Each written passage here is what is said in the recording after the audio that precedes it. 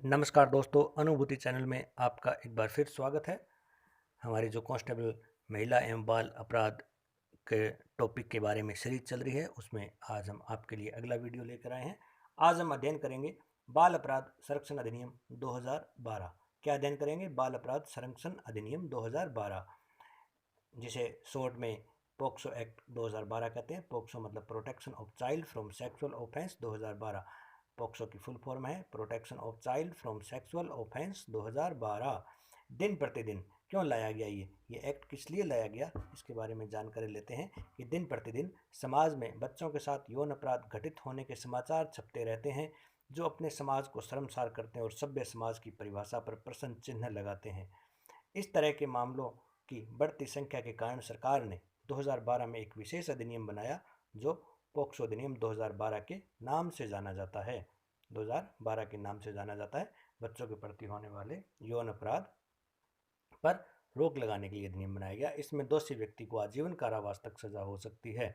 यह कानून बच्चों को छेड़खानी, बलात्कार जैसे कुकर्म मामलों में सुरक्षा प्रदान करता है। इस अधिनियम में बालक शब्द से तात्पर्य 0 से 18 वर्ष की आयु में जो भी स्त्री पुरुष आते हैं, वो बालक की परिभाषा में आते हैं। बालक की परिभाषा का तात्पर्य ये लिया गया है कि जिसकी उम्र 0 से 18 वर्ष तक होगी, वो चाहे स्त्री या पुरुष हो, वो बालक माना जाएगा। 19 जून 2012 को पारित किया गया। 9 नवंबर 2012 को यह अधिनियम लागू हुआ था। अब इस अधिनियम की मुख्य धाराओं के बारे में हम अध्ययन कर लेते हैं।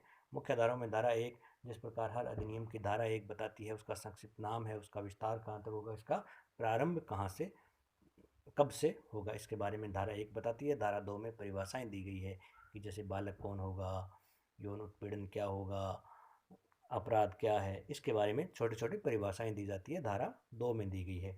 धारा 3 और 4 लैंगिक प्रवेशन और दंड। धारा 3 और 4, इस अपराध में किसी व्यक्ति द्वारा किसी बालक के मुख में या शरीर के किसी भी अंग में किसी अंग का प्रवेश कराया जाता है या फिर उस बालक के किसी भी अंग को मुंह लगाया जाता है, तो वह लैंगिक प्रवेशन अपराध कहलाता है। धारा 3 में अपराध की परिभाषित किया गया है, क्या अपराध है, लैंगिक प्रवेशन अपराध क्या है, और धारा 4 में उसके लिए दंड है। इस प्रकार के अपराध के लिए सजा का प्रावधान न्यूनतम 7 वर्ष व अधिकतम आजीवन कारावास है। धारा 3 व 4 लैंगिक प्रवेशन और उसका दंड। दंड कितना है? दंड का प्रावधान न्यूनतम 7 वर्ष और अधिकतम आजीवन कारावास है। धारा 3, 4 आगे आती है धारा 5, 6 गुरुतर लैंगिक प्रवेशन व दंड। यदि किसी सरकारी कर्मचारी द्वारा लैंगिक प्रवेशन का अपराध किया जाता है, तो उसके लिए न्यूनतम 10 वर्ष और अधिकतम आजीवन कारावास की सजा है। गुरुतर लैंगिक प्रवेशन और उसका दंड धारा 5 और 6 में दिया गया है। धारा 7 और 8 लैंगिक हमला व दंड। धारा 7 में लैंगिक हमला की परिभाषा दी गई है और 8 में उसके लिए दंड का प्रावधान किया गया है।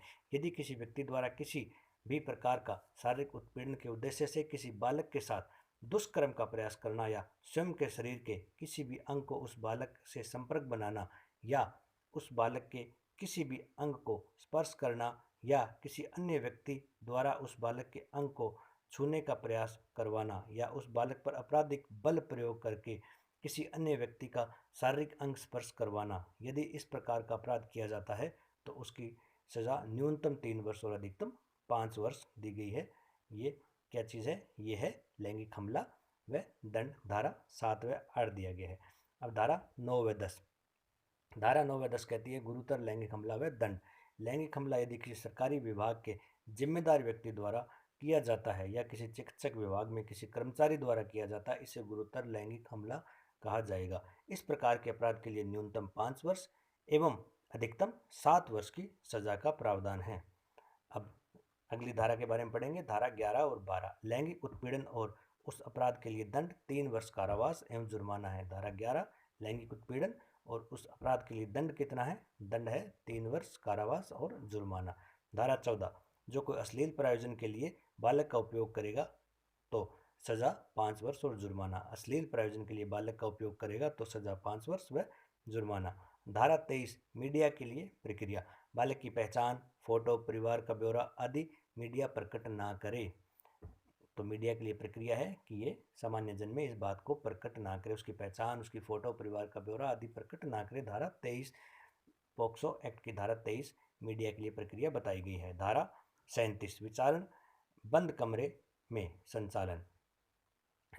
विशेष न्यायालय इसकी सुनवाई करता है पॉक्सो की, तो जो विचारण है उसका संचालन बंद कमरे में किया जा सकता है या बंद कमरे में किया जाएगा। जो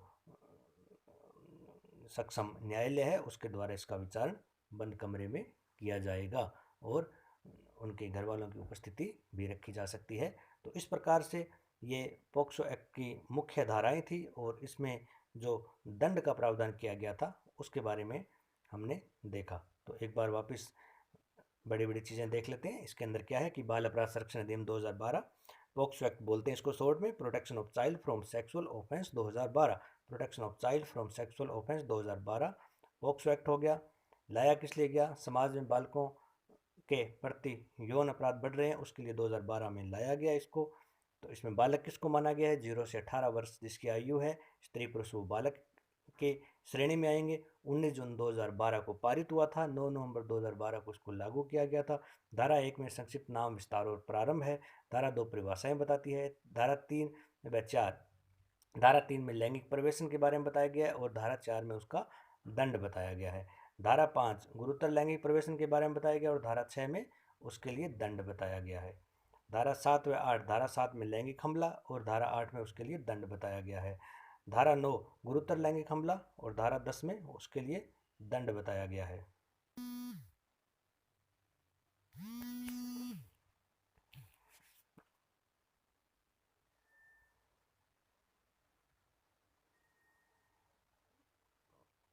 लैंगिक हमला यदि किसी सरकारी विभाग के जिम्मेदार व्यक्ति द्वारा किया जाए, धारा 9 व 10 में बता दिया। धारा 11 और 12 लैंगिक उत्पीड़न और उस अपराध के लिए दंड 3 वर्ष कारावास और जुर्माना, धारा 11-12। धारा 14 में कोई अश्लील प्रयोजन के लिए प्रयोग करता है उसके लिए। धारा 23 मीडिया के लिए प्रक्रिया। धारा 37 विचारण बंद कमरे में संचालन विशेष न्यायालय द्वारा किया जाएगा। हमारे चैनल को सब्सक्राइब करें, अधिक से अधिक लोगों तक शेयर करें ताकि अधिक से अधिक लोगों को इसका लाभ मिल सके।